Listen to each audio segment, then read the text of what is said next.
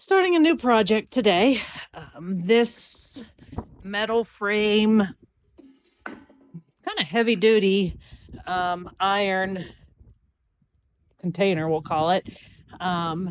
Chris bought this auger for us to build a fence, and it came in this heavy duty container. So, what I'm going to do is I'm going to use this container and create a flower bed that I will then put right there on the side of the driveway.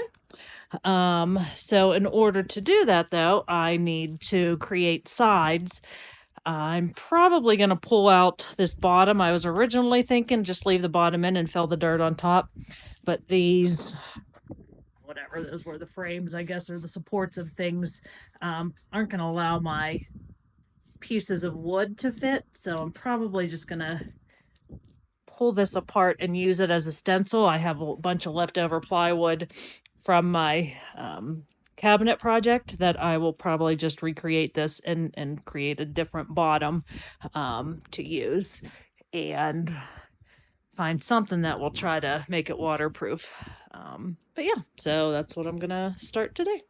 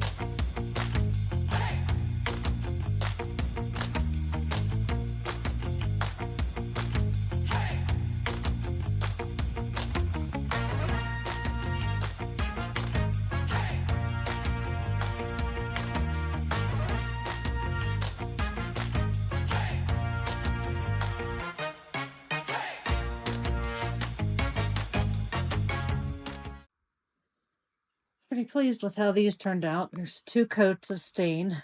This is the pieces of wood that will go in that container. I have to cut the bottom. I made a stencil to replace the bottom so that it's nice and level. I have a couple yards of dirt getting delivered tomorrow that will be used to fill this and my garden bed that is not built yet.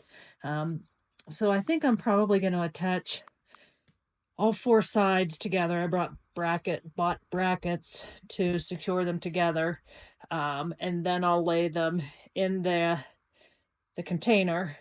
The 2 sides are going to be a little bit taller than the actual container itself, but I think I'm going to leave it that way as opposed to splitting one of the boards down a little bit.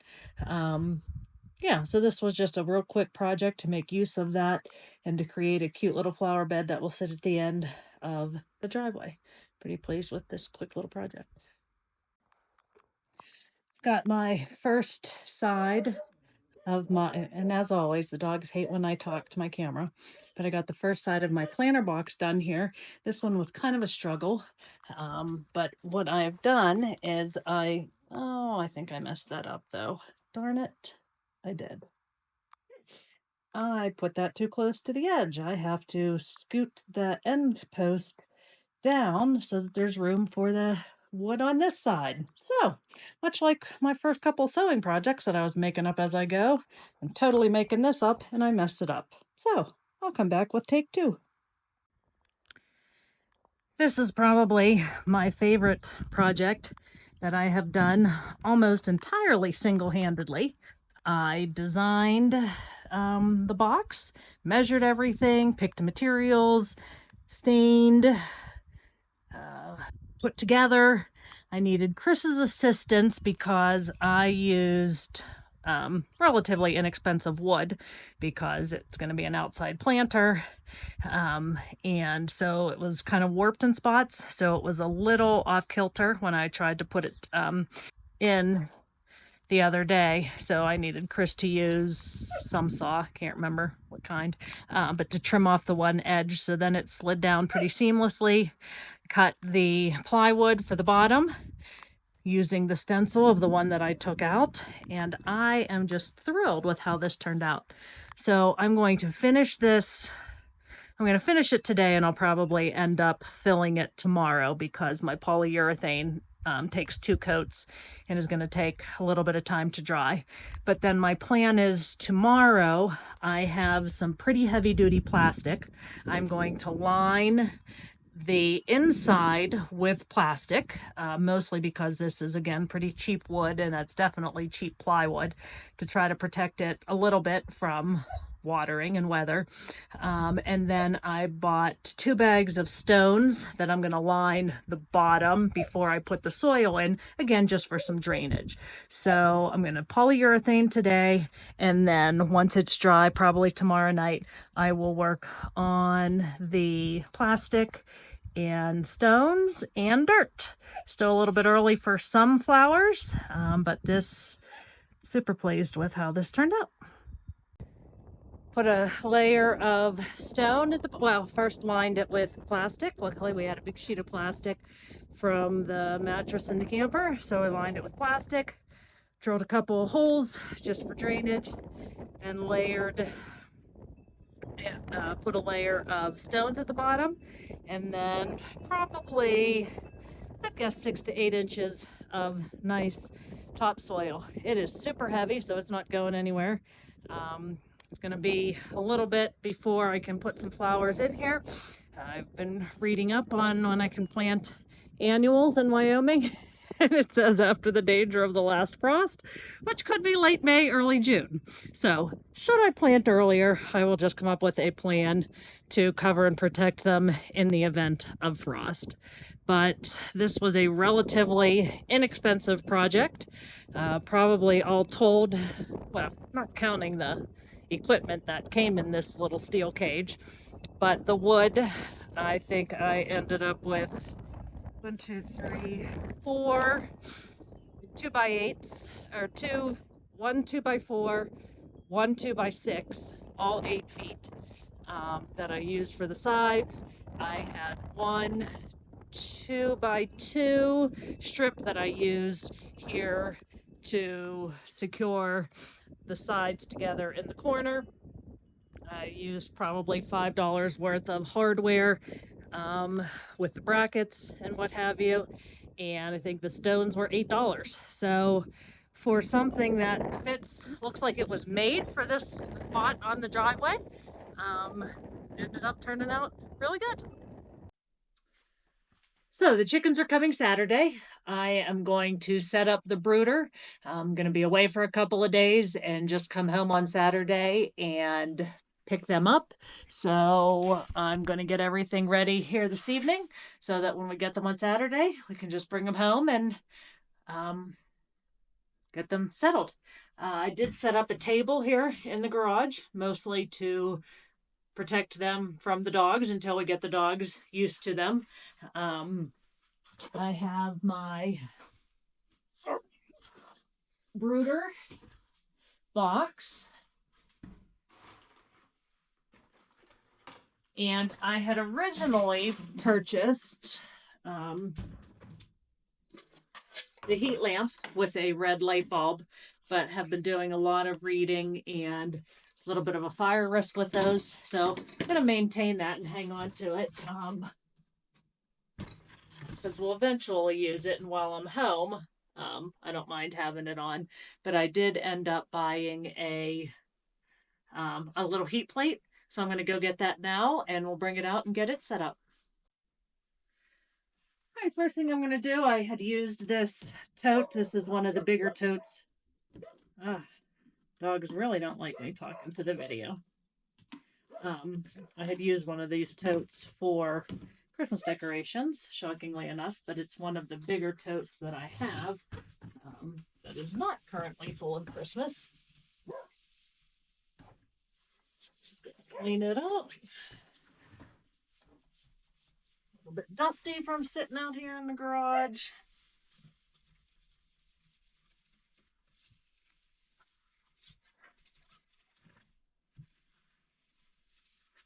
So we're getting 6 chicks delivered. They should be okay in this for a couple of weeks, and then I'll have to come up with something a little bit bigger for them. But that's a future problem. So when I used to teach 7th grade science, we used to hatch chicks every spring. We would get them from the local intermediate unit, I think. I had like Westmoreland Connections or something. Westmoreland Extension is who it was. So they would bring us the chicks, they would bring all the supplies, and then we would incubate them, we would candle them, and then we would watch them hatch.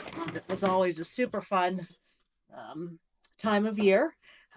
We had pretty good success rate most years. There were a handful of years that we ended up only, I think they used to bring us about 18. Sometimes we had less than 10, but most years we had almost all of them hatch. Students really got a kick out of candling the eggs to look at the development as we went on. And then at the end, like we would keep them for about a week, really until they started to get their big chicken feathers. And then it was up to me to find them homes. So, sometimes kids lived on farms, or they knew somebody that did, and so they would go home with some kids. But it was a super fun, exercise, I guess, right? Instruction. Kids really got a lot out of it, I think. But I haven't done that. I haven't taught 7th grade in, super long time. And so it's been a while since I've done this. I think next year I don't have an incubator, which is why we're getting hatch chicks. They're supposed to hatch tomorrow. I was supposed to pick them up tomorrow, but being that I'm going to be out of town for a couple of days, I asked her if she'd keep them for me till Saturday, and she agreed to. Not sure how I'm going to want this, but this is designed so that it could tilt. But basically, it just lays, and then as the chicks are still relatively newborns, right, they will go under this heat plate whenever they are cold. It's supposed to be much less of a fire hazard than the traditional red light. I was trying to remember what we used to do with them when we had them in class. I kind of feel like we put them in a big aquarium is what we used until they started to get too big. I have been doing a lot of reading, a lot of listening to podcasts and reading a bunch of people's blogs, and it is suggested that for the first week or so to use puppy pads to line the bottom of the brooder. So that's what I am going to do.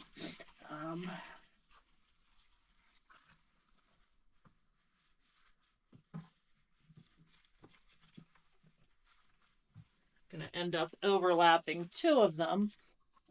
Maybe could have gotten away with just buying large size, but didn't have the measurements in my tote when I bought the puppy pads, so this will suffice. This just makes for easy cleanup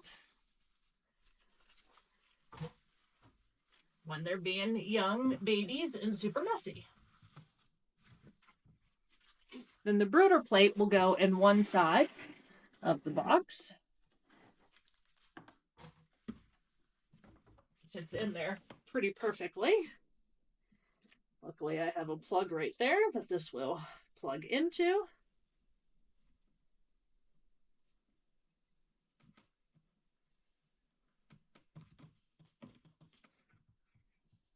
May need an extension cord.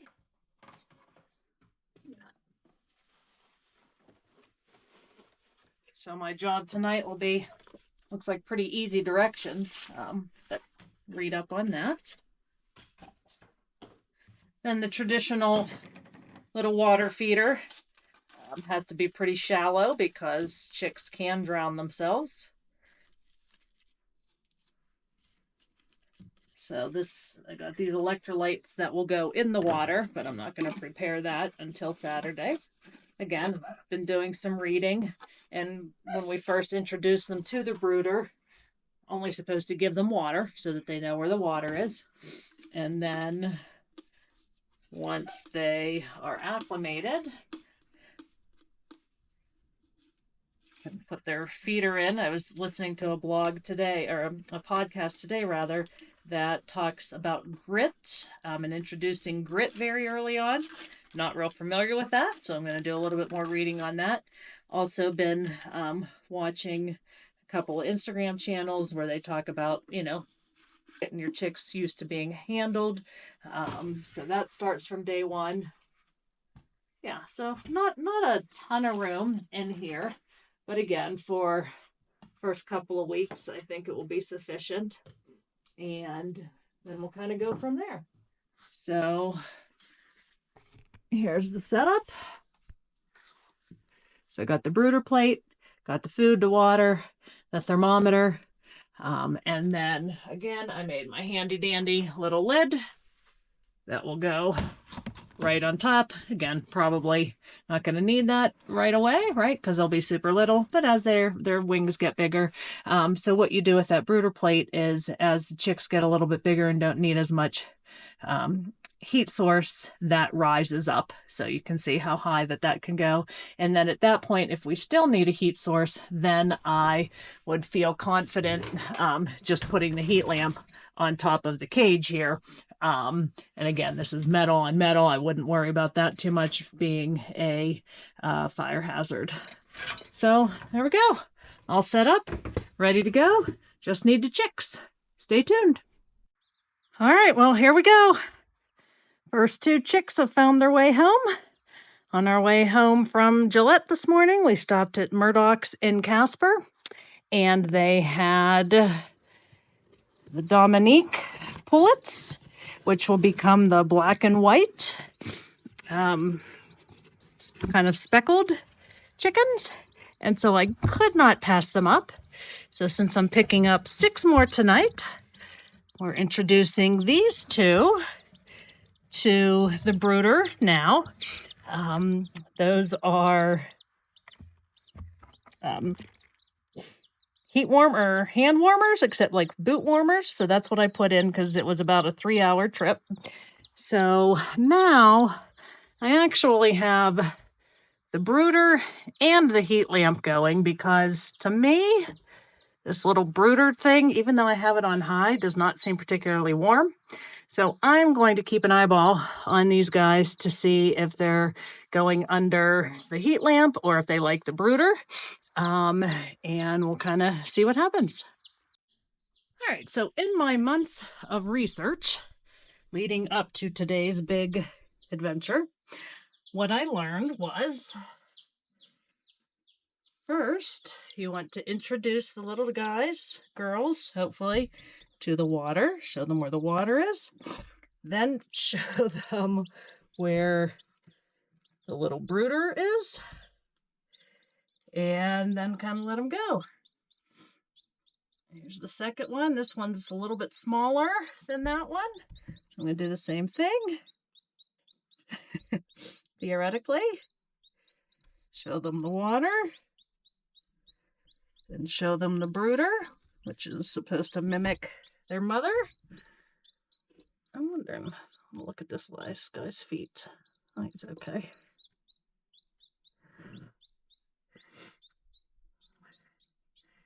And we'll just kind of keep an eyeball. This heat lamp, he's going to the heat lamp.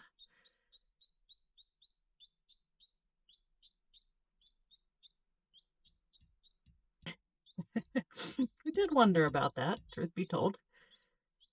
So what I read was that make sure that they know where the water is and where the heat is, and then introduce the food.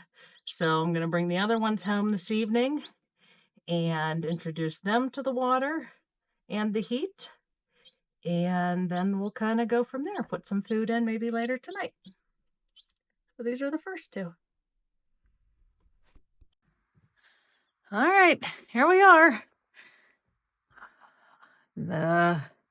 This guy is the one we got yesterday. His friend didn't make it through the night. The other 6 picked up this morning from a local farm, and apparently they're all Easter eggers, and they all hatched out of green or blue eggs. Still trying to figure out, right? I have the brooder plate in here and the heat lamp. They were pretty vocal on the drive over, and now they really seem to like the heat lamp. But this little guy, oh, he's making a friend already, did sleep under the brooder plate last night. So I guess it's just trying to figure out, ooh, somebody went to the bathroom. That's kind of gross. Trying to figure out what they like. I don't know if I'll use the brooder plate and the heat lamp, because right now they really seem to like the heat lamp. So we'll keep an eyeball on them. Welcome home, little chickies. Day 2 update on my little feathered friends. They are doing very well. They like to dig the pine shavings to get to the puppy pads. So I'm thinking maybe I won't use puppy pads when I clean them tomorrow. Started to name them. This little brown one is Coco. The black and white one over to the far right is the tiniest of the bunch, but is kind of a bully, so I'm calling him Napoleon. This guy here with what looks like a bald spot on his head, but it's really just lighter feathers, I'm calling Telly. This little yellow guy doesn't have a name yet. Who else do we have? Oh, there's Pepper sticking his head out. This one here that has a little black spot on his head. I keep saying his, I'm hoping the girls. Was Pepper, because there's a bunch of little spots on them, on him or her. There's an all black one. Oh, there's peeking his beak out. Nope, that's Telly. There's an all black one that I'm calling Raven. So right now there's just 2 little yellow chicks that I have not named yet. One of them has a little bit of orange on his face, and Chris wants to name him Mango Habanero. He wanted to name all of them after chicken wing flavors, which I said no. But the one with the orange, Mango, could be cute, but I'm going to give it a go, or give it a couple of days. But you can see that their big kid feathers are really starting to crop up on the wings. This, I'm going to assume, is a girl, starting to see a little bit of what looks to be tail feathers. This one definitely has tail feathers. This one doesn't have a name, so that should be a hen as well. So fingers crossed that we end up with mostly girls. But yeah, so far so good. They really like the heat plate, and they're way active today. Super fun. Day 3 of the chicks. They're doing pretty well. Last night I had to put the lid on because they are getting super active. And as you can tell by the lid of the hot plate, heat plate, whatever, they're starting to make their way up there. I wouldn't say they're flying so much as jumping, and some of their wings it's fascinating to me how quickly they're developing. They all have names at this point. So this little guy peeking out, as I said yesterday, that's Napoleon. And finally named the 2 yellow ones. The one that's all yellow is Biscuit. And I totally stole that off somebody that I watch on Instagram. Thought it was super cute for a yellow chick. The other yellow one that has the orangest head is Mango. This little guy peeking out here is Telly. This guy is Raven. Brown one's Coco. And I think that might be Pepper poking his or her head out a little bit. So they really like their mealworms. Today I added some electrolyte water, but boy, these little watering things do get messy. I think I'm going to find something to elevate them. Their next brooder box is currently at the post office because it was too big to fit in the mailbox. So I'll pick it up one day later this week. They're not ready to move out into that yet, but It is fascinating to me how quickly they do grow. They're super fun.